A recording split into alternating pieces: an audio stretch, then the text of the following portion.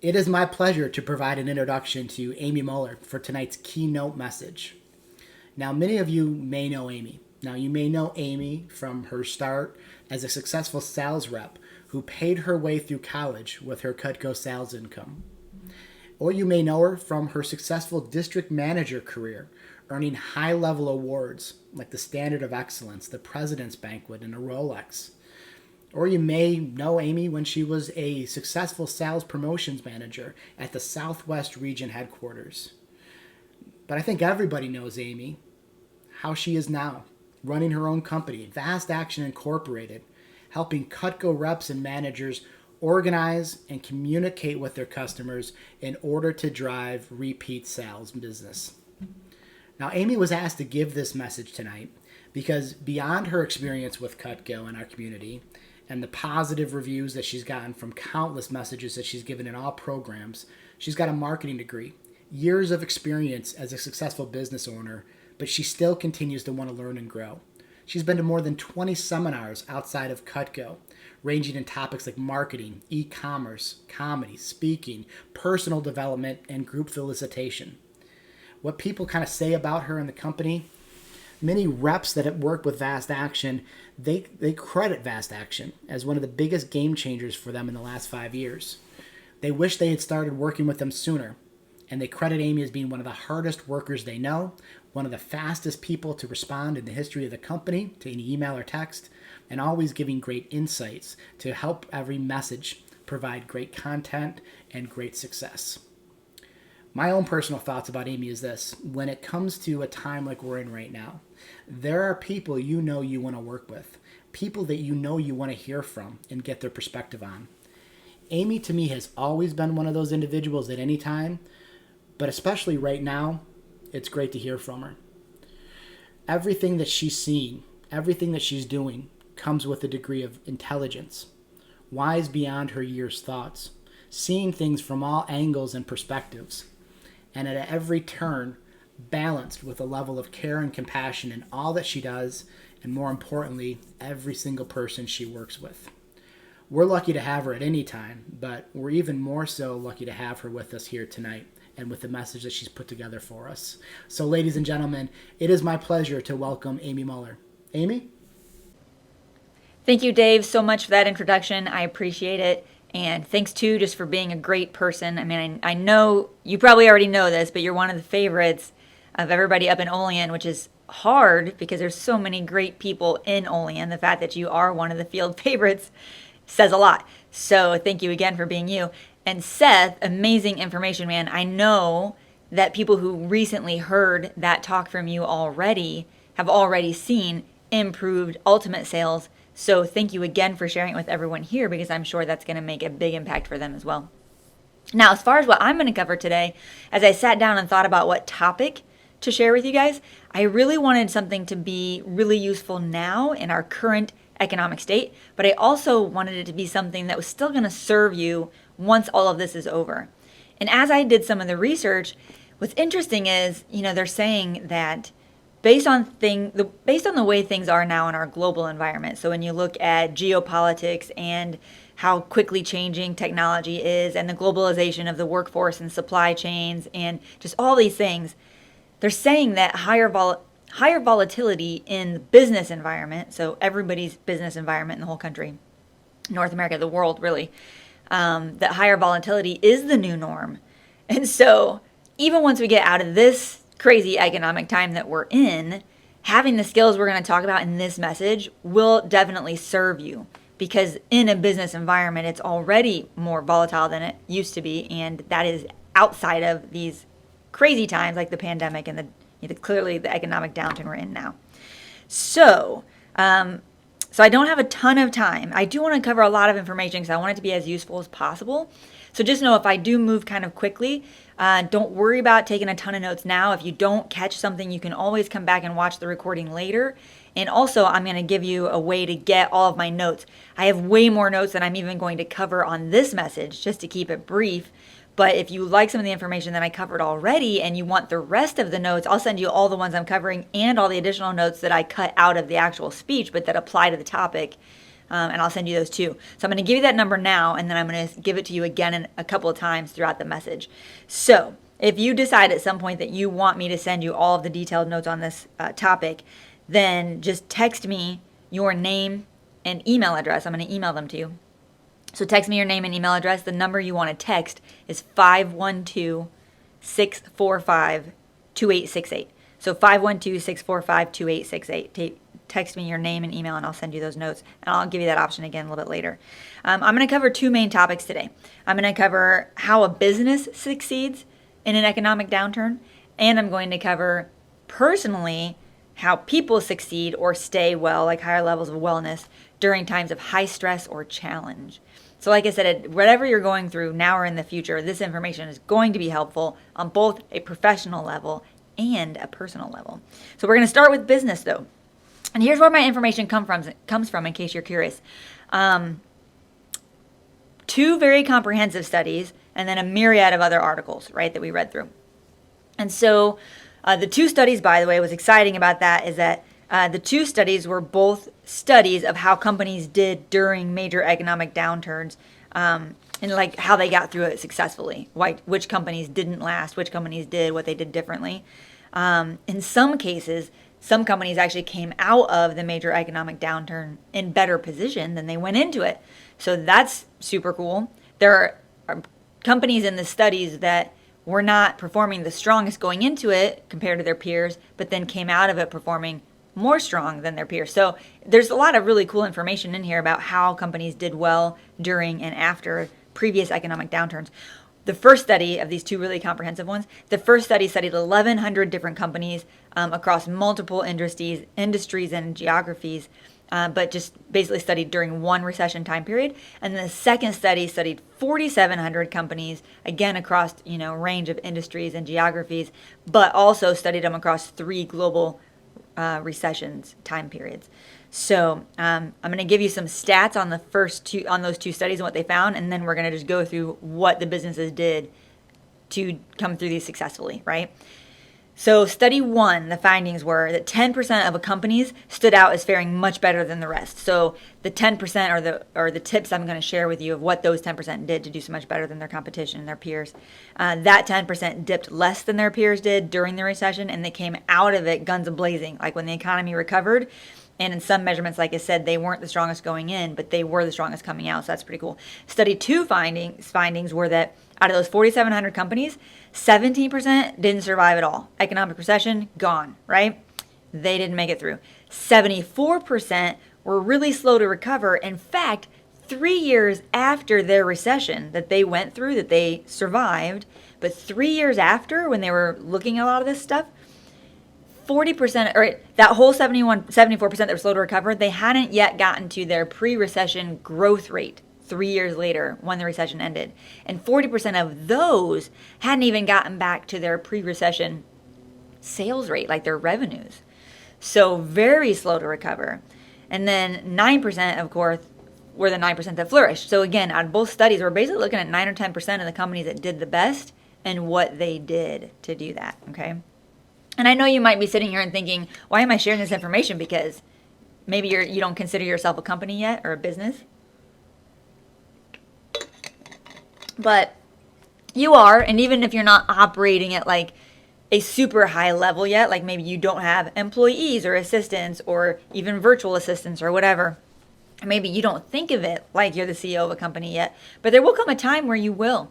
So I guess whether you continue to improve your business here with Cutco and then, your business becomes more of a business than you even consider it right now, or whether it's something that you're here to just learn a bunch of really great skills and then go off and run your own company or some other organization later, or just be in leadership role at any other organization later, or even just to understand a little bit better about the economy and the companies that you want to be patrons of and how you choose to give your dollars out in the world out there. I think this is good information to have. So I hope you enjoy it. It's really fascinating to me, this kind of information. So here are the 5 things, right? I'm going to give you 5 things that companies did that really set them apart from the rest. Before I go into those 5, though, I do want to mention that basically what they found that did not work, where there were 2 types of companies. One type we'll call all defense and one type we'll call all offense. Because the companies that were all defense, all they did was cut everything, don't spend any money. It was basically like a How can we halt everything right now, have as little money as possible going out, get rid of all the employees, all that stuff, and just survive it? That did not work, right? Those companies did not fare well. And then there was the opposite side of that, which were companies who just threw money at the problem. Like, just whatever we got to do, let's take on debt to just throw money at the problem. Let's just buy revenue, right? And that didn't work either, okay?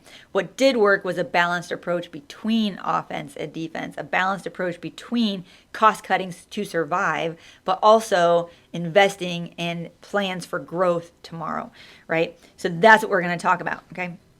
So here are the 5 things these companies did to get through previous economic downturns successfully and then come out the other side even stronger.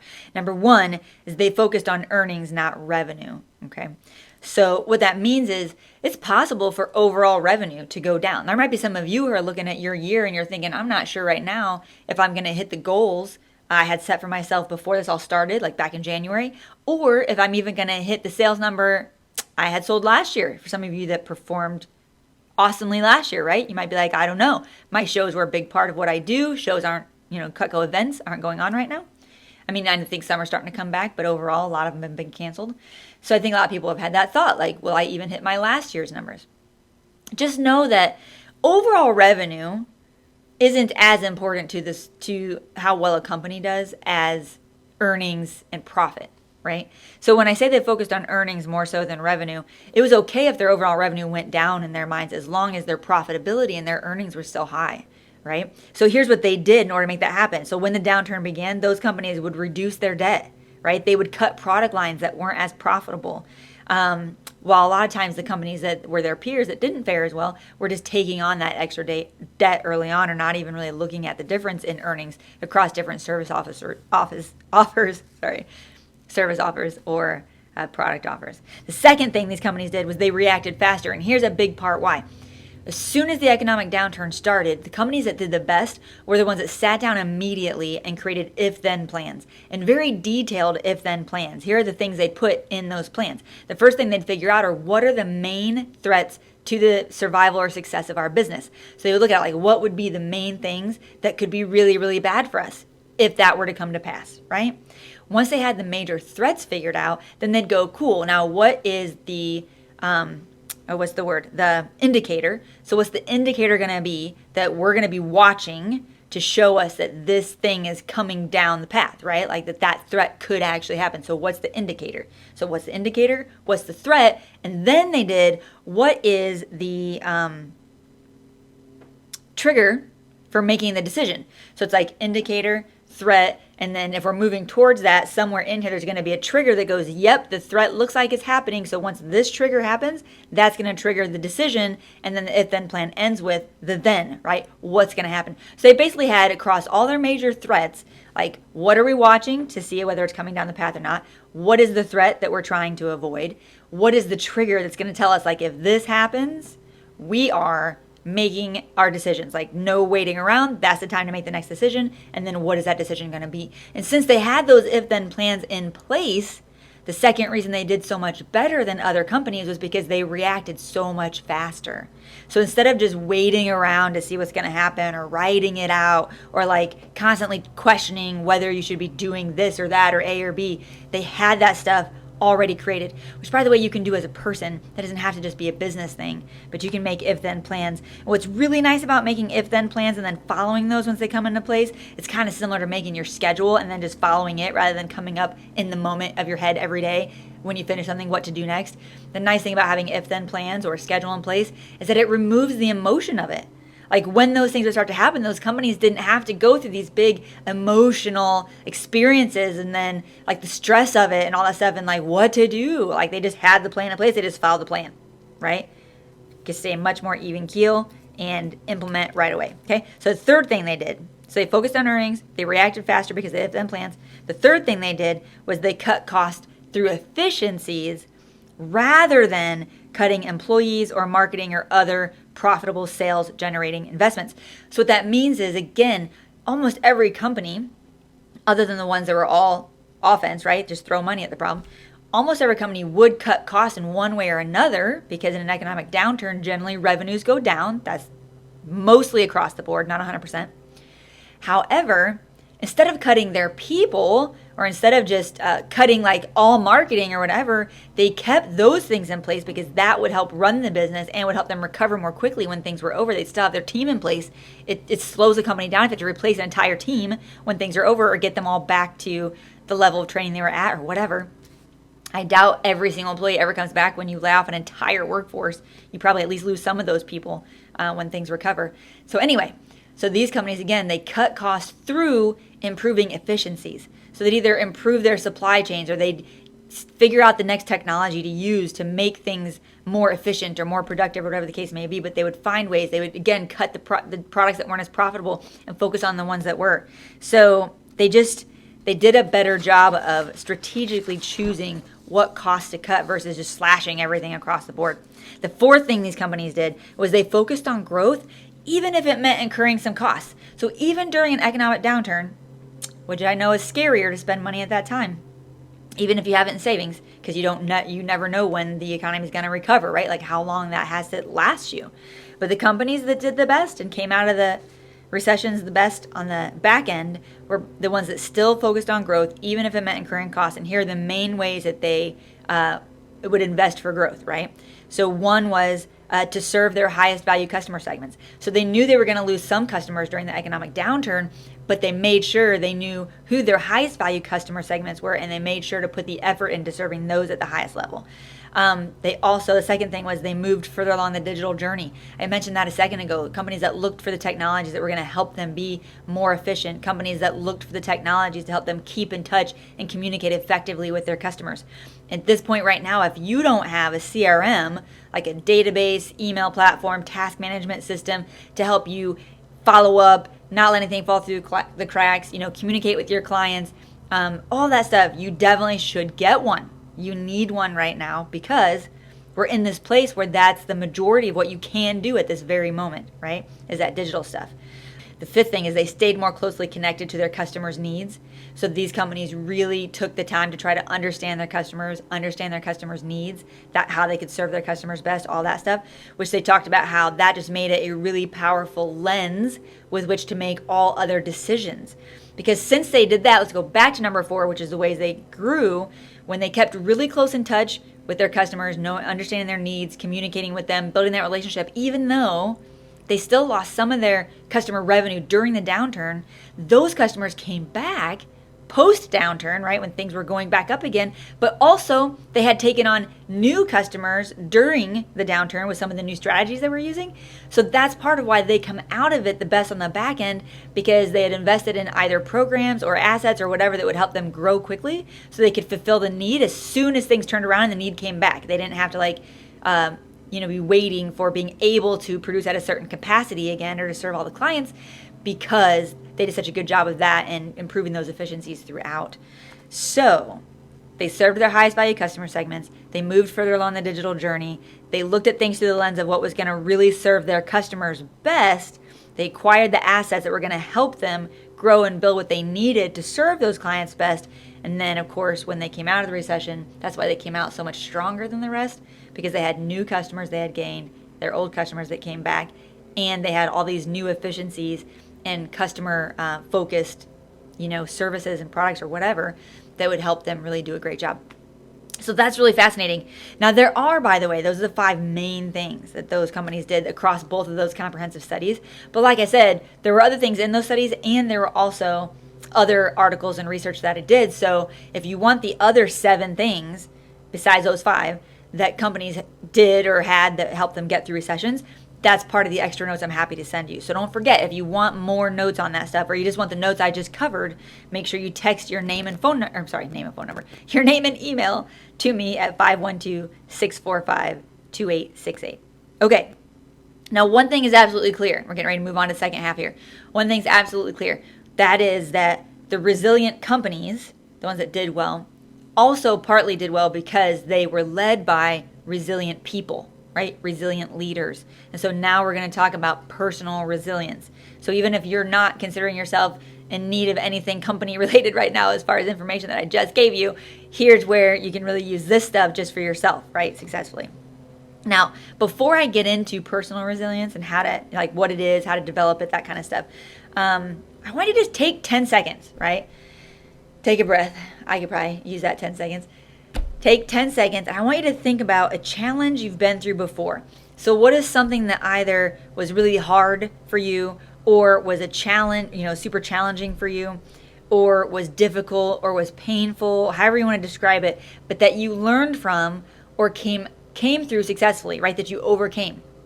So what is a challenge in the past that you've experienced that you learned from or overcame, right?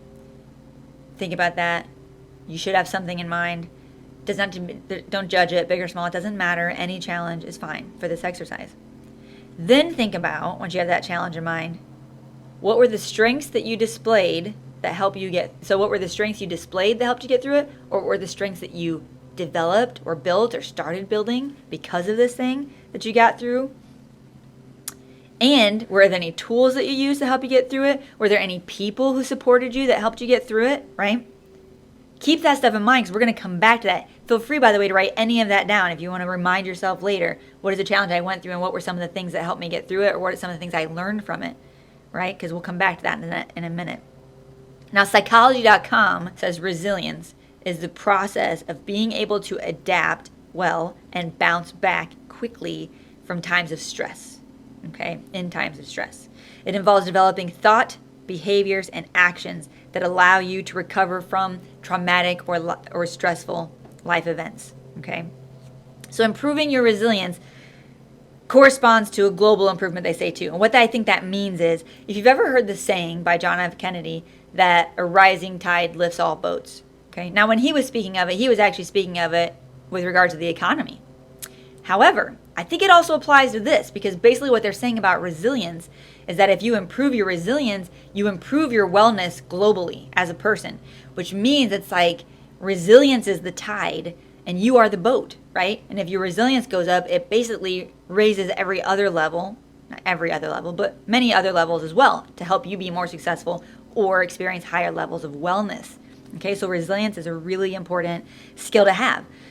The other thing I want you to remember is that, your resilience or lack thereof can affect those around you, your family, your social groups, other people that benefit from your resilience. So the really cool thing is it's not just about you.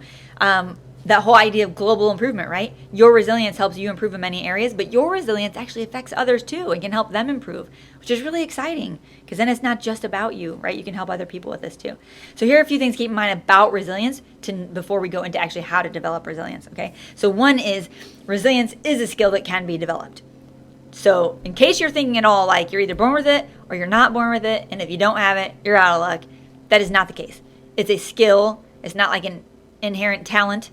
So some people maybe have a higher baseline, but all of us develop the skill of resilience, okay? So you can improve it if you want to. The second thing is, we all experience challenges. We're all experiencing challenges now, right? Based on the global environment and the economic environment. But even once this is all over, I mean, you guys are all probably experiencing challenges now, not related to that, right? You've definitely been through challenges before, and as much as I wish I didn't, like it wasn't true, you will definitely have other challenges in the future as well.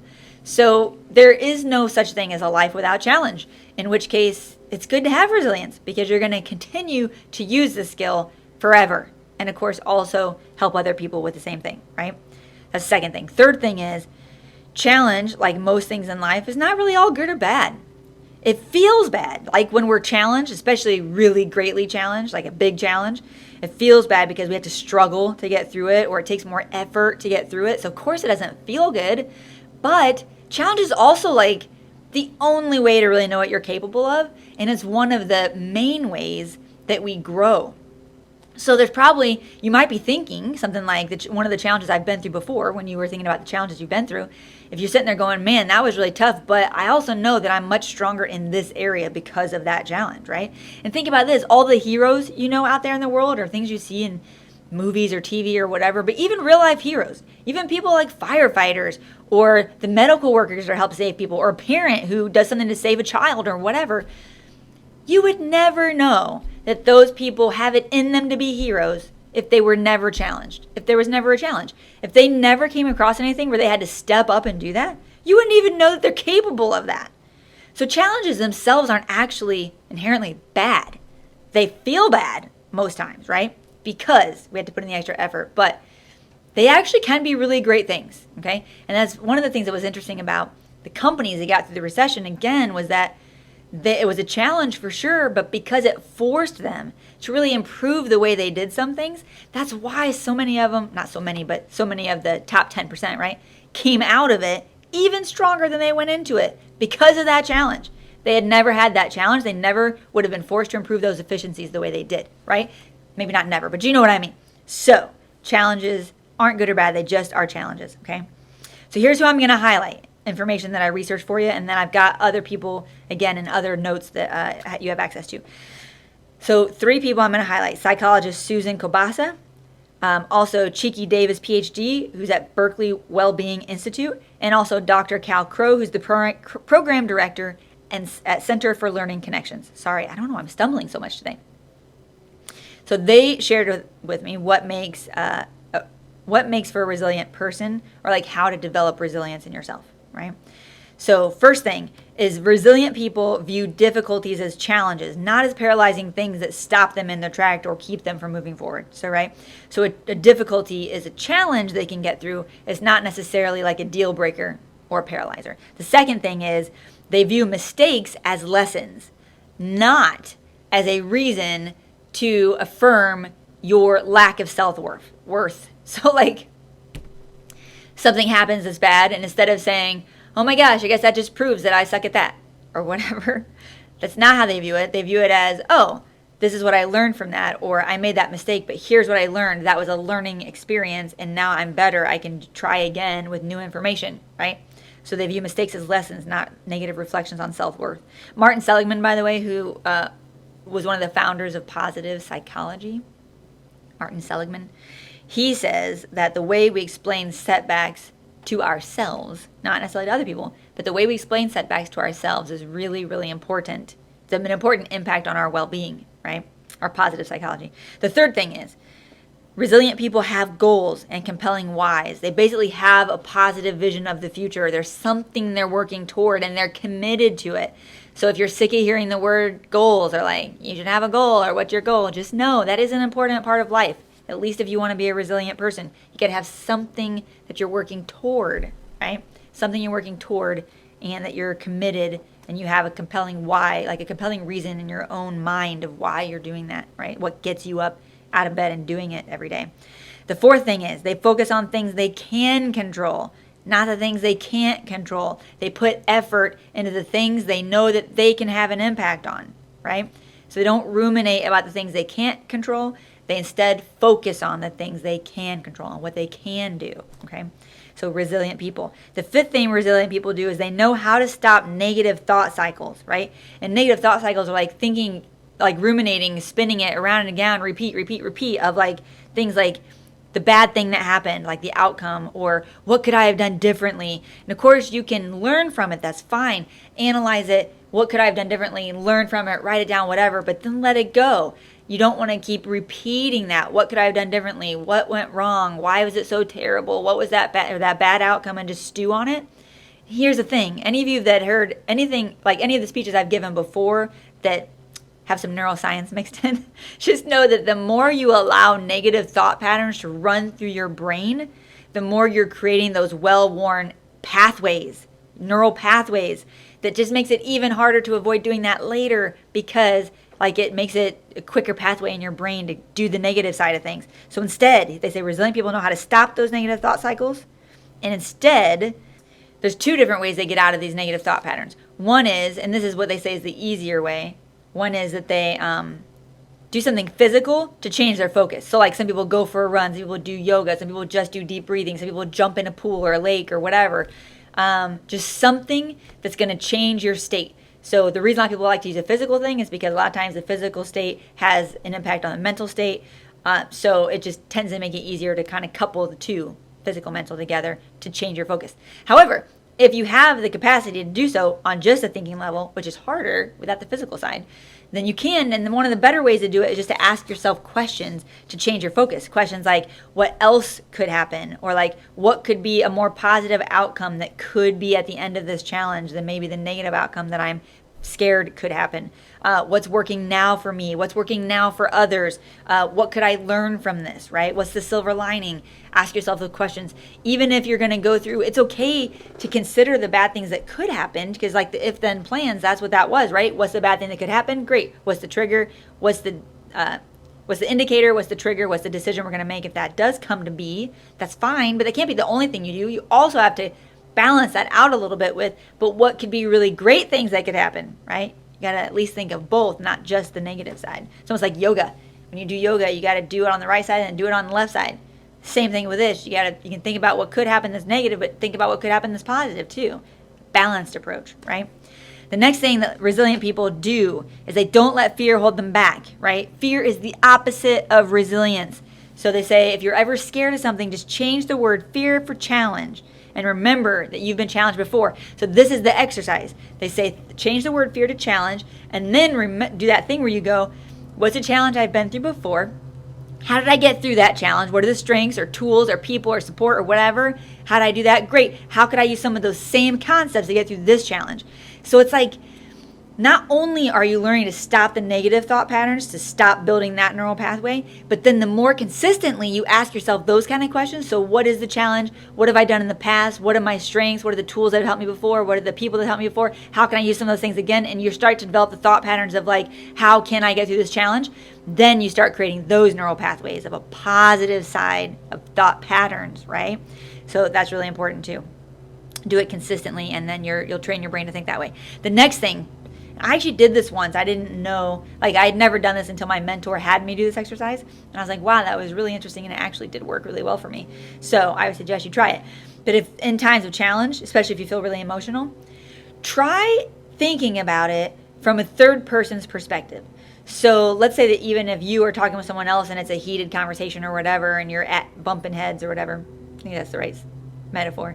And instead of just being in it right there, so emotional, take a step back and ask yourself, if I were a fly on the wall, things like, would I understand what's going on right now? Would the fly on the wall understand why I'm so upset, or what would their perspective probably be, but just based on what they've heard here or whatever? It's a really interesting exercise where you think from a third person perspective, but I think the reason it works so well are two reasons.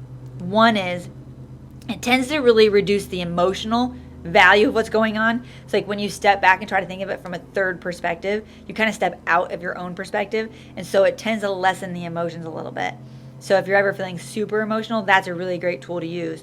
The other thing that it does really well is when you're thinking from a third perspective, sometimes you'll come up with ideas or solutions that you wouldn't have otherwise come up with, because you put your brain in a different context than the perspective that you had on your own. And so having that third perspective can be really useful even with coming up with solutions, right? So that was another tip. The last two things. Resilient people have empathy and compassion, and part of why this is really important is because it helps them maintain healthy relationships, and part of what resilient people generally have as well is a support group of some kind. So it doesn't have to be huge, but just having people in your life having like positive relationships in your life makes for more resilient people. And then the last thing is they never have a victim mindset. A victim mindset is a mindset that like you can't do anything about it. They never have that. Again, they always focus on what they can do, right? Where they can put their efforts to make things happen. They don't focus on the things. It's like they focus more on what they can do to make happen versus what happened to them, right? Okay. So those are the main tips I was going to share from the research I did. But again, there are 20 other quick tips on ways to build resilience that are in the notes. So this is the last time I'm going to say the number. If you want the notes, and they're just all in one place. So if you want the notes, you're going to get all the business notes and all the personal resilience notes. Just text me your name and email, 512-645-2868. Text me your name and email, and I will send you the notes, 512-645-2868. I think part of the reason why, by the way, the rep development team asked me to give this message is because they know that resilience is a skill that I had to develop really early on in my life. As a child, I had a lot of challenges to get through, things like, severe poverty and abuse and neglect, and there just was a lot going on pretty early on in my life. And so I had to learn to take care of myself pretty early on. And it's funny because back then, obviously, I had no idea what I was doing or why it was working.